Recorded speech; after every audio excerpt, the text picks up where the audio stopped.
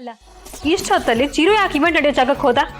ಅವನೊಬ್ನೇ ಹೋಗಿಲ್ಲ ಸೌಂದರ್ಯ, ಆ ದೀಪನ್ನು ಕರ್ಕೊಂಡು ಹೋಗಿದ್ದಾನೆ. ಏನು ನಮ್ ಚಿರು ಆ ದೀಪನ್ ಕರ್ಕೊಂಡು ಹೋದ್ನ? ಅವನೆಲ್ಲ ಅವಳನ್ನ ಕರ್ಕೊಂಡು ಹೋಗ್ತಾನೆ, ಇವಳೆ ಅವನ ಹಿಂದೆ ಹೋಗಿರ್ತಾಳೆ. ಅದು ಸರಿನೇ ಬಿಡು. ಸುಕ್ಕು, ಈಗ ಸಮಸ್ಯೆ ಇರೋದು ಚಿರು ಯಾಕೆ ಈವೆಂಟ್ ನಡೆಯೋ ಜಾಗಕ್ಕೆ ಹೋದ ಅಂತನ ಅಥವಾ ದೀಪನು ಯಾಕೆ ಜೊತೆ ಕರ್ಕೊಂಡು ಹೋದ ಅಂತನ? ಎರಡು ಕರೆಕ್ಟಾಗಿ ಹೇಳಿದ್ದೀನಿ ಪ್ರಭಾಕರ. ಎಲ್ಲರಪ್ಪ ಹೋಗಿದ್ರಿ? ಈವೆಂಟ್ ನಡೆಯೋ ಜಾಗಕ್ಕೆ ಚಿಕ್ಕಪ್ಪ. ಒಂದ್ ಮಾತು ಹೇಳಿ ಹೋಗ್ಬೇಕಲ್ವಾ ಚಿರು? ನಾಳೆ ಇವೆಂಟ್ ಇಟ್ಕೊಂಡು ನೀನ್ ಇಲ್ಲಿಲ್ಲ ಅಂದ್ರೆ ನನಗೆ ಟೆನ್ಷನ್ ಆಗಲ್ವಾ? ಸೌಂದರ್ಯಂಗೆ ಮಾತ್ರ ಅಲ್ಲಪ್ಪ, ನನಗೂ ಗಾಬರಿ ಆಗಿತ್ತು. ಬೇಕಾದ್ರೆ ಸುಕ್ಕುನ್ ಕೇಳು. ಇಲ್ಲ ಅದಕ್ಕೆ ಅದು ಸ್ಟೇಜ್ ರೆಡಿ ಮಾಡೋ ಹುಡುಗರು ಕೈ ಕೊಟ್ಬಿಟ್ಟಿದ್ದಾರೆ ಅಂತ ಫೋನ್ ಬಂತು, ಅದಕ್ಕೆ ರೆಡಿ ಮಾಡ್ಸಕ್ಕೆ ಹೋಗಿ ಬಂದೆ. ದೀಪನ್ ಜೊತೆಲೆ ಕರ್ಕೊಂಡು ಹೋಗಿದ್ದೆ? ಇವರೇ ಬರ್ತೀನಿ ಅಂದ್ರು. ಒಳ್ಳೇದಾಯ್ತು ಬಿಡಪ್ಪ. ಈಗ ಸ್ಟೇಜ್ ಎಲ್ಲ ರೆಡಿ ಆಯ್ತಾ? ಎಲ್ಲ ರೆಡಿ ಮಾಡಿಸ್ಬಂದೆ. ನನ್ನ ಹಸ್ಬೆಂಡೇ ಎಲ್ಲ ರೆಡಿ ಮಾಡಿದ್ರು ಗೊತ್ತಾ. ನಮ್ಮ ಹುಡುಗನ ಡೆಡಿಕೇಶನ್ ನಮಗ್ ಗೊತ್ತು ಬಿಡಮ್ಮ. ಚಿರು, ನೀನ್ ಎಂತ ಒಳ್ಳೆ ಡಿಸೈನರ್ ಅಂತ ನಾಳೆ ಇಡೀ ಪ್ರಪಂಚಕ್ಕೆ ಗೊತ್ತಾಗೋ ಟೈಮ್. ಒಳ್ಳೇದಾಗ್ಲಿ. May all your dreams come true.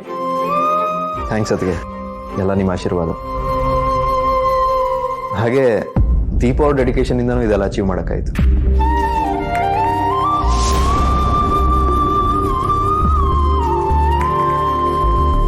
ದೇವ್ರಿಗೆ ದೀಪ ಹೇಗ್ ಬೆಳಗುತ್ತೋ ಹಾಗೆ ನಮ್ ದೀಪ ನೀನ್ ಎಲ್ಲಿರ್ತೀಯೋ ಅಲ್ಲಿ ನಿನಗೆ ಬೆಳಕಾಗಿರ್ತಾಳೆ.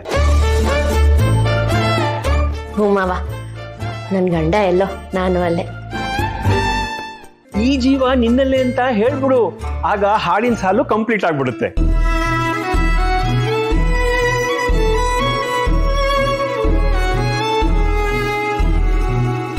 ಯಾಕಮ್ಮ ದೀಪ ಸೀರಿಯಸ್ ಆಗ್ಬಿಟ್ಟೆ?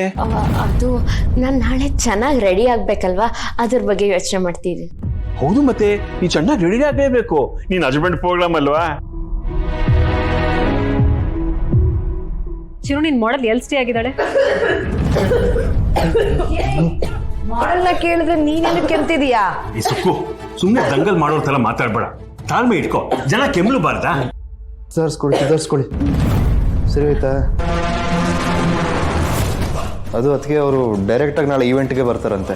ಕಾಸ್ಟ್ಯೂಮ್ಸ್ನಲ್ಲಿ ಅವ್ರ ಮ್ಯಾನೇಜರ್ ಕಳಿಸಿದ್ದೀನಿ. ಫೈನ್.